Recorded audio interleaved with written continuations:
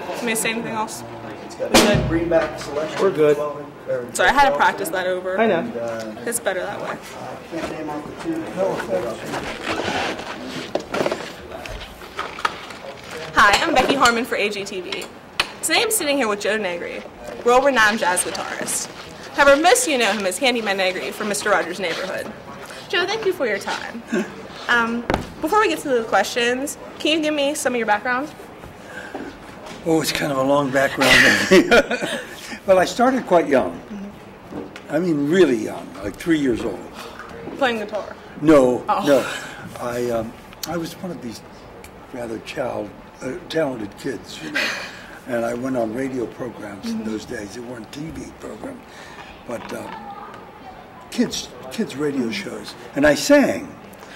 So I did this for a couple of years, and we had to always rehearse a new song every week and work with a piano player. So my dad got a little bit tired of having to rehearse with the piano player. So he got me a ukulele. And that's how I started. He taught me how to play the ukulele. And I would accompany myself and go on and sing my song. So about 8 years old, though, I switched over to guitar. And then he taught me for a little teeny bit. And when he couldn't teach me anymore, he sent me to a teacher. And I went from there. Right. Where did you grow up at? What high school did you attend? I attended, it's no longer there now. It was called South Hills South Hills. High School.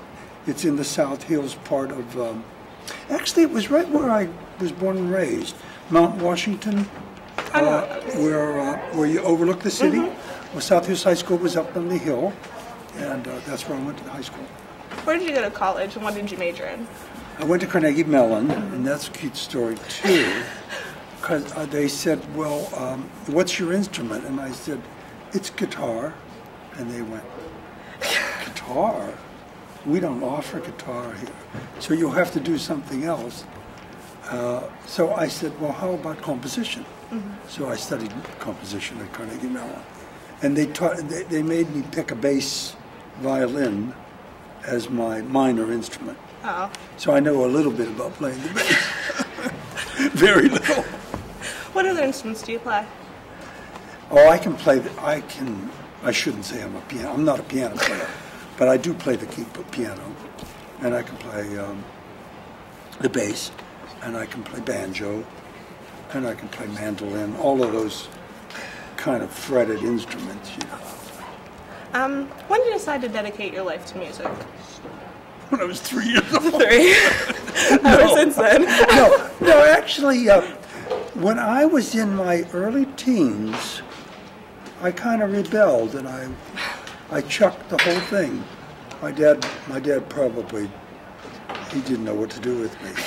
I was going to be a sports announcer. A sports announcer. I was going to broadcast for the Pittsburgh Pirates. I was determined I was going to be a sports announcer. So by the time I was 15, though, I was back playing again, high school. And my first gig was at a club with a bunch of high school kids, and we made $12 a week. Whoa. And they fired us the second night. They let us go. I'll never forget that. I thought, well, is this an omen or something? But I hung in there. By the time I was 16, I went with a name band, and I was on the road playing. That's good. What inspired you to become a jazz guitarist? I think this may not register with you or me. His name was Charlie Christian. Charlie Christian was probably the first electric jazz guitar player. He played with Benny Goodman, and when I heard him play, everything just turned around for me, you know, and I wanted to play that kind of music. And I started, I must have been 16 when I... So he was one of your main influences? He was, and a couple of others, Django Reinhardt, the Gypsy, and Wes Montgomery, and a lot of them. I call them my gods. All right, being a seasoned musician, what do you hope the students will take away from you tonight? Like, how important is it for you to pass your knowledge and love for music on? Yeah, I thought a lot about that.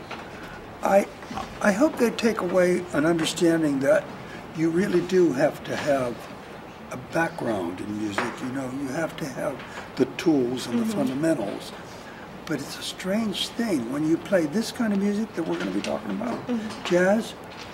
All of those fundamentals and all those scales and all those things that you work on kind of have to disappear, and then whatever is in you has to come out. It's kind of a I hope they get that. It's a creative thing, and it's a spontaneous creative thing. You never know what it's going to do. Do you feel that music helps bridge the gap between like ages, between you and the students? Oh, I think so very much. I mean, even from children to grandparents. What was your most memorable performance ever? Wow. Carnegie Hall in New York was very memorable. Playing with Yo-Yo Ma was very memorable. Playing with Wynton Marsalis was very memorable.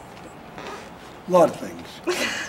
Oh. You just never know. Tonight might be very memorable. I hope so. I hope so. How did working with Fred Rogers influence you as a musician? As a musician? That's a good question. A lot of people don't realize how much music meant to Fred and how much it meant to the program. So it just enforced my feelings about music and my thoughts about handing it over to younger children. All right, thank you so much for talking to me today. I'm going to do a Mr. Rogers song tonight. Oh, you really? I really am. I can't wait. Okay. Thank you.